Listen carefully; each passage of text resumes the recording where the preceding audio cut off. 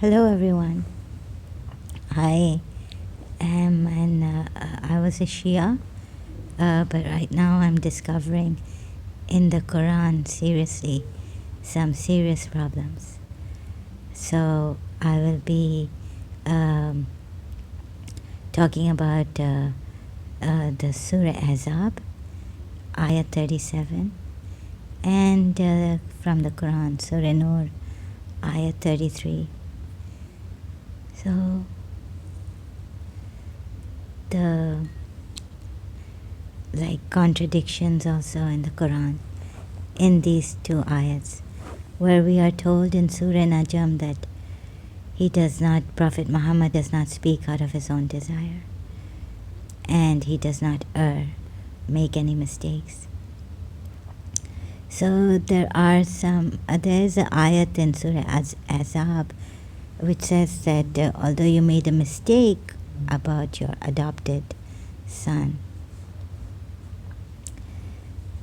you made him an adopted son, whereas blood relations have more of a, more real relationship than biological relationships than the adopted ones have more rights, and they are blood relations, and adopted sons or daughters are just adopted. So before I proceed on this, I want to say that this is going to be very shocking. So please embrace yourselves if you are a Muslim.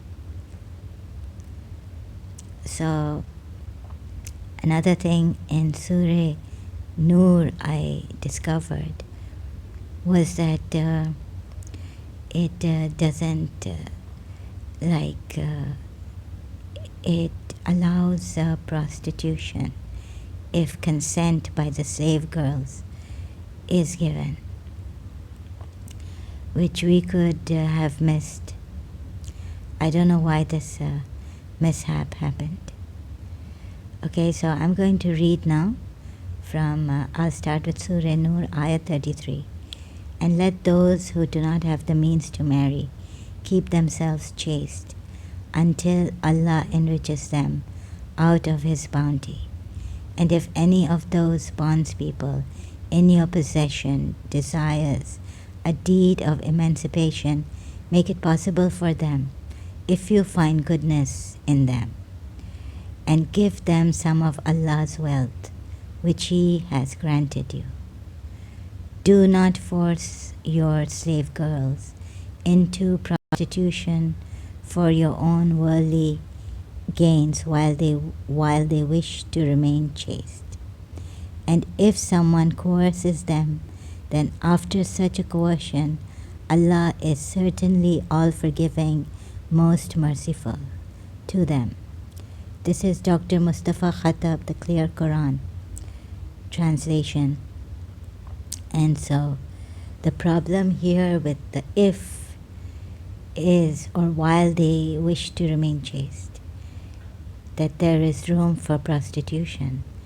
Do not force your slave girls. I'll point this out again. Here, do not force your slave girls into prostitution for your own worldly gains while they wish to remain chaste. This has a problem because,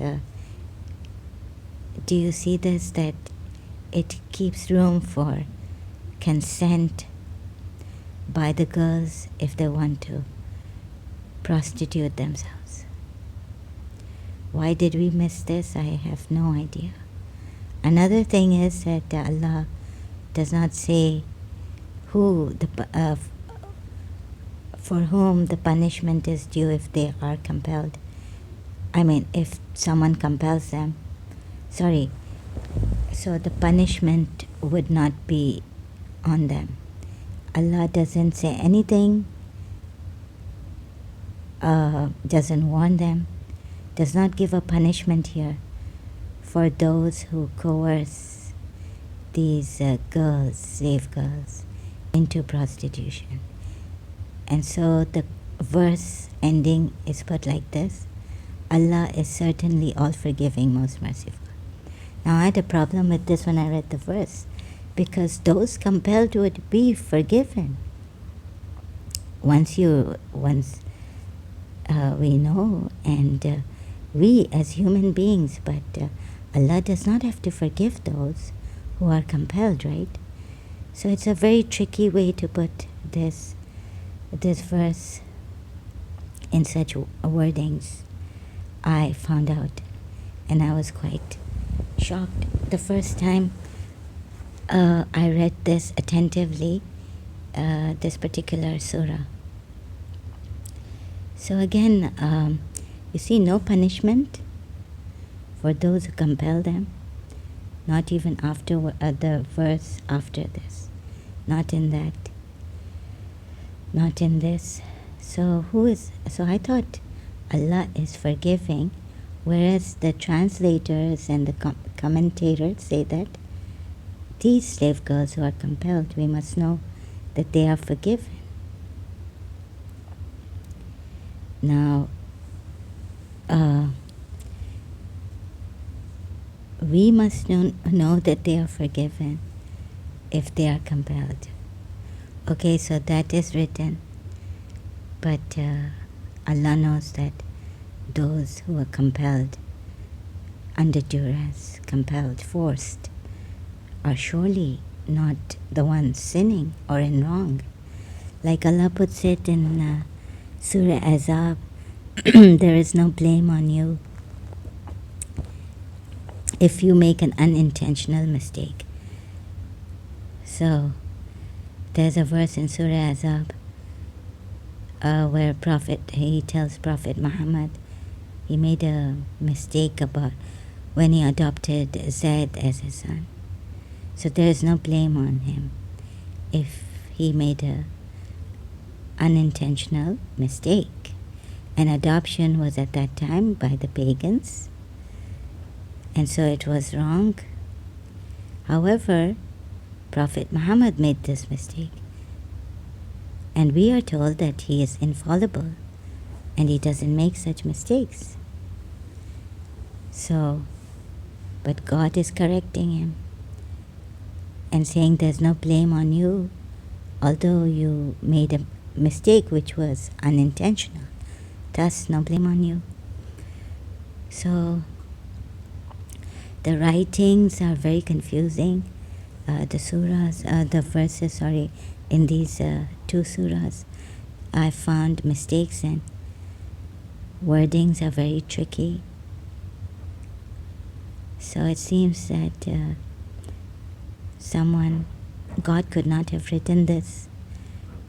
Prophet Muhammad wrote it for his own benefit, to marry Zainab bin Josh. So the sources from the Shia that he what happened is Zainab was first he forced Zainab to marry Zaid, because the previous verse in Surah Azab, ayat 36, in that it says, what Allah and what this messenger has decreed for you, obey them. Believing women and believing men, obey them. So when Prophet Muhammad chose Zaid for Zainab bin Josh, she had refused. This is in the Shia sources, narrations. Now, then when she was not getting along with Zaid, how could Prophet Muhammad tell Zaid to keep his wife and fear Allah? In ayat 37 we see it's written, Surah Azab. So shouldn't he have said to Zainab? Because in the Shia sources what is written is that Zainab thought she was too high-born, higher status, higher position than Zaid. So she didn't get along with him. And in the beginning, she didn't even agree to the proposal, marriage proposal by Prophet Muhammad between Zaid and Zainab. She did not agree. Another thing is that I will come to that later in some other video. Her first husband unknown. Not even his name is known. Why is that? But here right now the verses in question are these verses I've put here. So mainly concentrating on them. So here it would mean such a question which I read first time, and not the first time, but later on when I had really paid attention to the Quran ayats, is that, it made me, shocked me, saying that I thought that Allah, and that's what it means, it seems, but I don't know why we couldn't see it earlier. Allah is certainly all forgiving, most merciful. To them, how can He be forgiving to them? All merciful, most merciful, yes, but how can He be forgiving to those compelled when they are compelled? So this means that Allah has forgiven those who compel them, compel these slave girls. It's very shocking. It's very hard for me to go on like this, but I'll just finish it, going briefly through it. So the other verse, I'll just go, on Surah Azab, Ayah 37. And when you said to him to whom Allah had shown favor, and to whom you had shown a favor, keep your wife to yourself and be careful of your duty to Allah. And you concealed in your soul what Allah would bring to light. And you feared men, and Allah had a greater right that you should fear Him. But when Zayd had accomplished this want of her, we gave her to you as a wife, so that there should be no difficulty for the believers in respect of the wives of their adopted sons, when they have accomplished their want of them, and Allah's command shall be performed. Shakir's translation of verse 37, Surah 33, Azab. Okay, so here we are. Why would Rasulullah not bring to light? Is it predestination? God told him, but Zayd was not supposed to know, and they were supposed to make the best until the end. He was supposed to keep patience and fighting to keep his marriage with Zainab. But isn't Zainab supposed to do the same thing? And yet here, like we can say this, but then, so Rasulullah was not supposed to tell them as yet that the divorce will take place, and then he will have to marry his cousin Zainab bin Josh, and the ex-wife of an adopted son. Now, adoption has been removed in the way that it was in the pagan law or practiced by the pagans at that time. So, but here the problem is, and the commentators are silent about this, you feared men. So Prophet Muhammad feared men when Allah had a greater right that you should fear Him. It was more befitting that thou shouldest fear Allah. This is Yusuf Ali. Shakir was the translation I read earlier.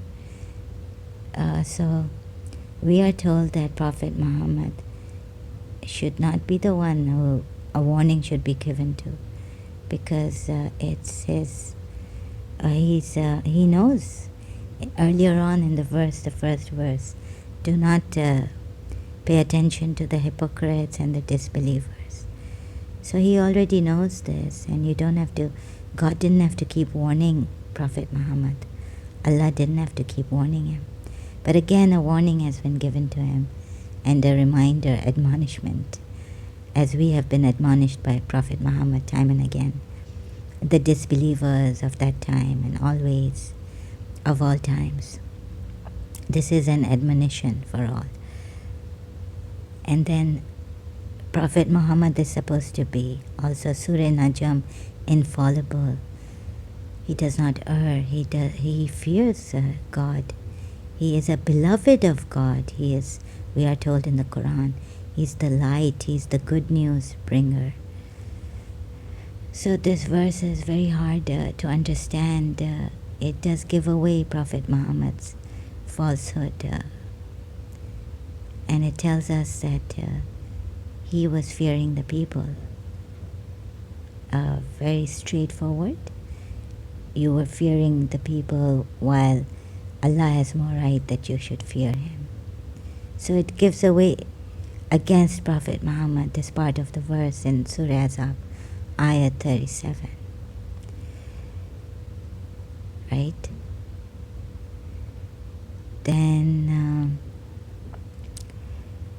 so this is all for now that I had to expose about these two verses, just briefly and quickly. So next time I'll do more contemplation on this, as I have been doing on my Facebook. I've been giving live streams very casually, audio live streams, and I will post my Facebook social media addresses here in the description box. Hope this helps and makes you wonder about the Islam that we thought was so true, the truest religion and the best, the most complete religion. How can such a religion allow prostitution, which this Quran verse of Surah Nur points to in a very tricky manner, that we believers or Muslims missed? Please ask yourselves. Please go through the verses and see. Before you point fingers at me, I myself was a Shia, and it came to me as a very great shock. Another thing is that if you're going to tell me that a Shia is not a Muslim, then who are you to tell me that? And anyways, this is not what is under consideration. What is under consideration is for all Muslims who read this Quran. The wordings are clear, and they contradict the great example of Prophet Muhammad, the greatest man who ever lived on the face of this earth, was a light being who praised God and got a name Ahmad. Certainly, how could, this is certainly horrifying to find out. Okay, so I will end this video now because time's running out on me, video timing, and I will continue in another video some other time. Thank you so much. Please ponder over this. And how can a prophet allow prostitution and the compulsion and God forgiving those who compelled these girls into prostitution, leaving out punishments for them and forgiving them and saying he's most merciful? Please, these are very serious, extremely serious things which have been vehemently denied by the religious scholars, Shia, Sunni Muslims, unanimously. But the verse is otherwise. So please ponder over it. And see that why couldn't we see that prostitution is allowed? And how could such a Muhammad allow it? And how could he fear the people in Surah Azab, verse 33 as we are told? Verse 37 as we are told. So thank you so much. I will come back later.